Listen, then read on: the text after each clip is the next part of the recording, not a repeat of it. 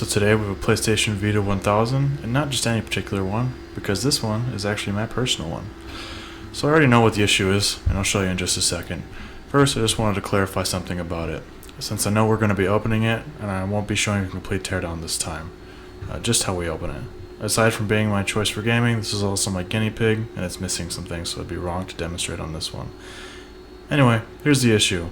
This thing is no longer charging. No amber charge light, no power draw.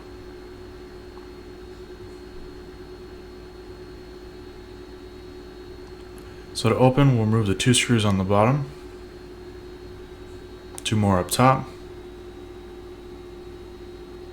lastly the 4 on the back. Using a pry tool, we can pop off the rear housing, and then work your way around. Then flip it out to open the unit. First thing I'm going to try is simply giving this battery a little hit of about 5 volts. This sometimes works, but I have little hope in this scenario.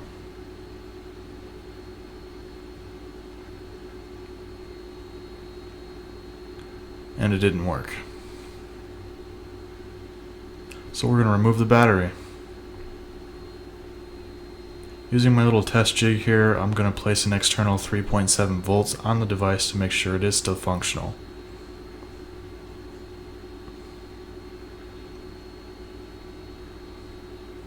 And hey, my old logo from when I was modding Vitas. But this thing is still working. So now I'm going to replace the battery. I didn't do this first because if it doesn't charge, then we wouldn't know we had a bigger problem at hand. But to start, remove the screws for the bracket and remove the bracket, then pop out the 2 clips for the wire bracket, and then slide the battery out. Then reverse everything for putting a new battery in. And even with another battery, still nothing. So it looks like something definitely contained within the charging circuitry. So I'm going to extract the main board.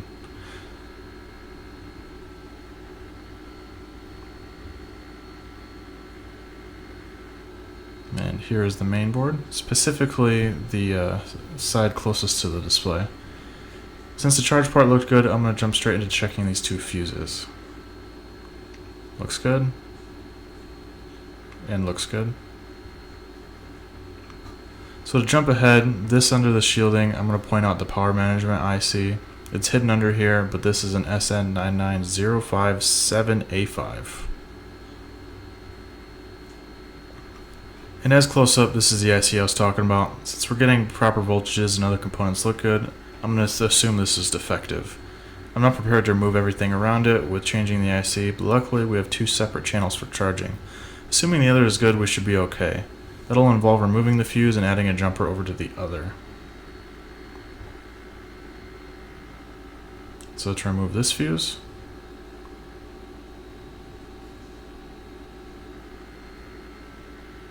I did use hot air for a while. It was oddly giving me a hard time. So I didn't want to do this, but I guess I'll end up using my drowning method here.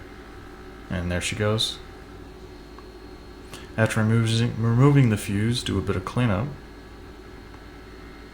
Add some extra solder to the pad for convenience. Solder in a jumper wire. Break off the excess. And after a bit of cleanup, this is our workaround. I wish it looked better, but we're going to get there.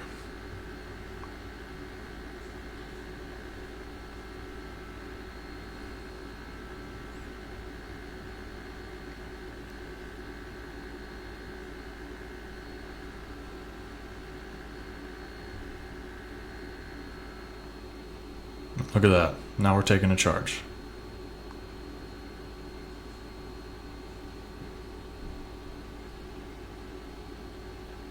After reassembling and letting it sit on the charger, we see this thing is fully working. I call this more of a band-aid repair.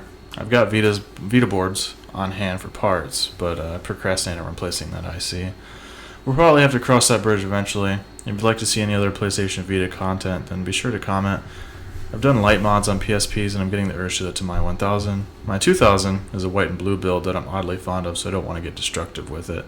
Otherwise, I can do more Vita repair content, and I hope you join me on the next one.